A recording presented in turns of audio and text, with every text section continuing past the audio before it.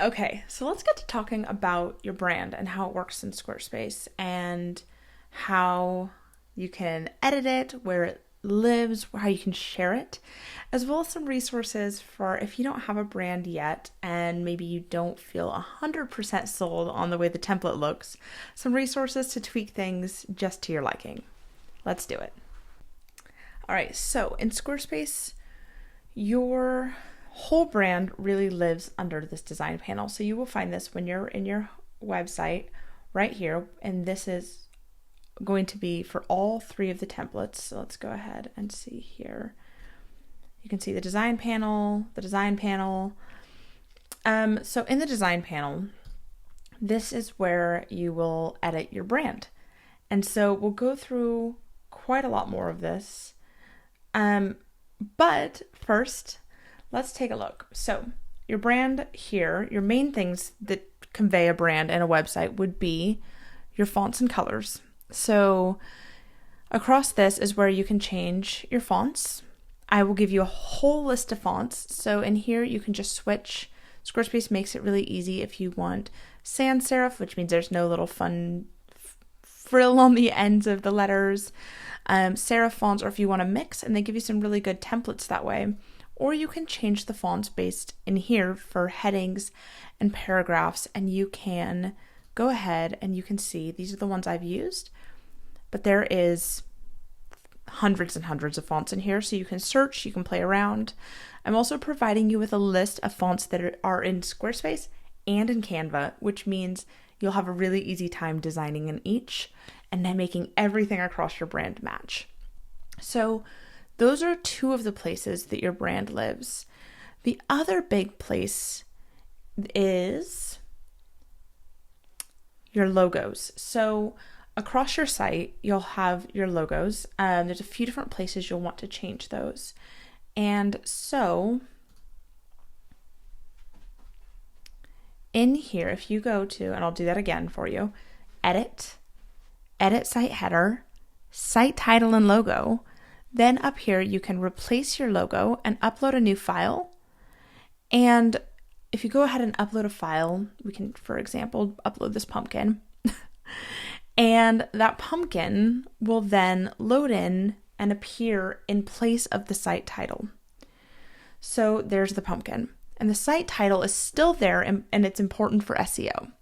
So making sure that that site title is as descriptive and includes maybe your name, what you do, who you help, that's a little tip for you. You can adjust the size of the logo here. And if you'd like to, you can even change up quite a lot more in here under these settings. So in here, you can change the way your header looks on desktop. And in here, you can change the way it looks on mobile. So quite a lot you can do in there. None of it's necessary, but it's totally your options. So I'm going to discard those changes and leave our gorgeous other logo. The other places you're going to want to put your logo or a logo variation is here. So you're going to want a browser icon. You can see it's just this P that I've created in the same with the same rope and the same font. And that's what goes here in the browser. And it's really important. Again, for SEO, but also just for your brand and not looking like your website's homemade. Because if it doesn't exist, then Squarespace puts this little square here. Let me see if I can find a better example without removing all of my hard work here. If you don't have one, Squarespace will put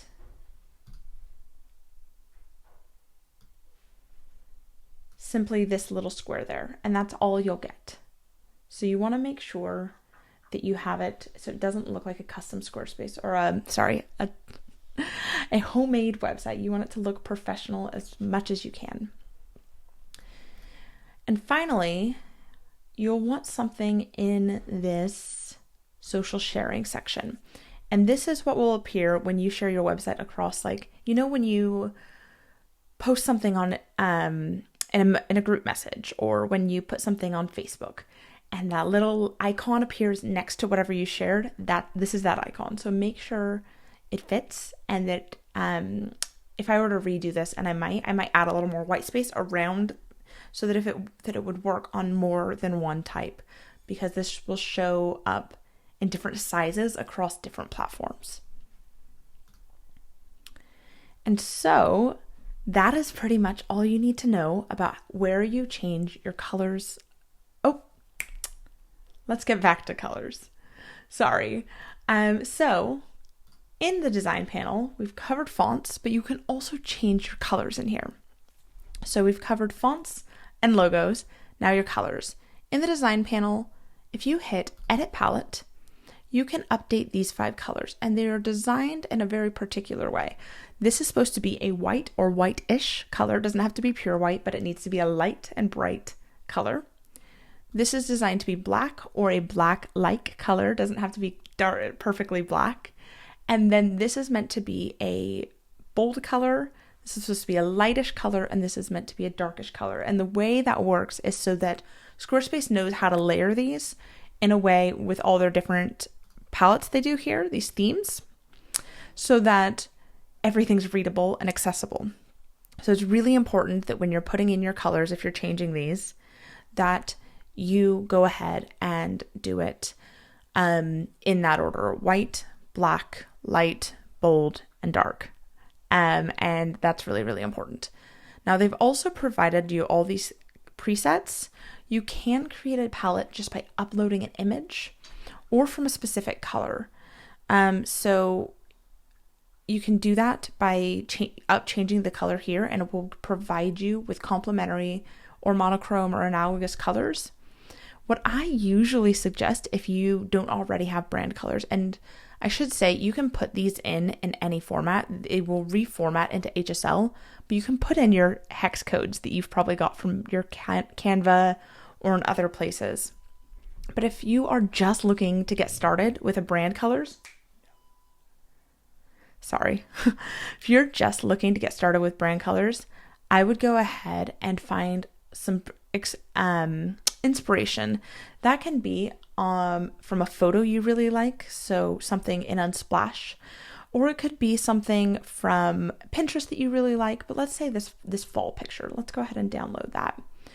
So I can go ahead and start this generator. I'm providing you a link to Coolers, and start this generator and pick upload from photo. And you can do this, like I said, in Squarespace, but it's a little bit nicer to do it here because you can see it sort of pulls some colors on its own. But I'm going to go ahead and choose some colors from this image.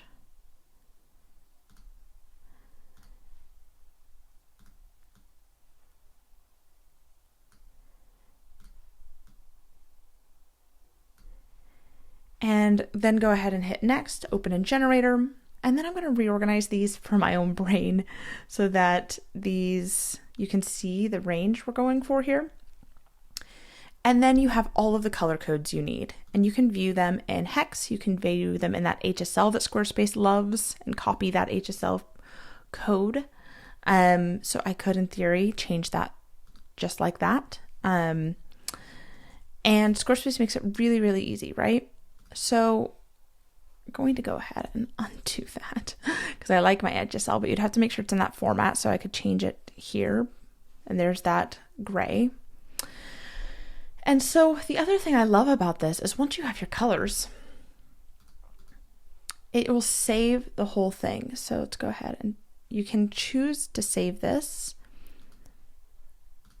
And once it's generated, I don't know why this isn't happening, but once it's generated, typically you have all of your colors and you can go ahead and share this.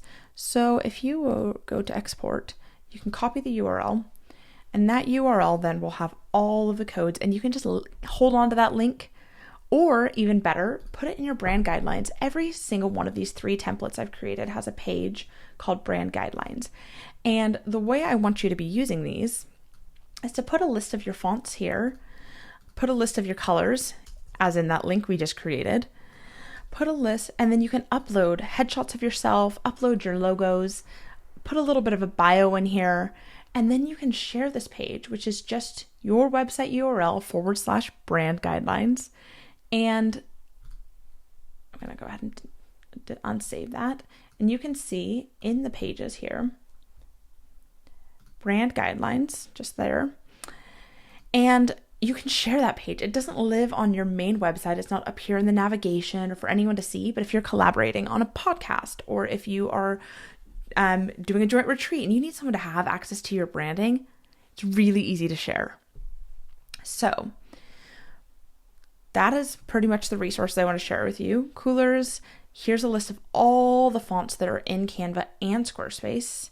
It's searchable, so you can do what you want. You can also, she's got some great lists up here of the types, so for display fonts, for script fonts, for serif fonts, for sans serif fonts. So you can kind of look and be like, okay, well, maybe I want to do a sans serif font mixed with a display font. It helps you to be able to find a couple of really good options.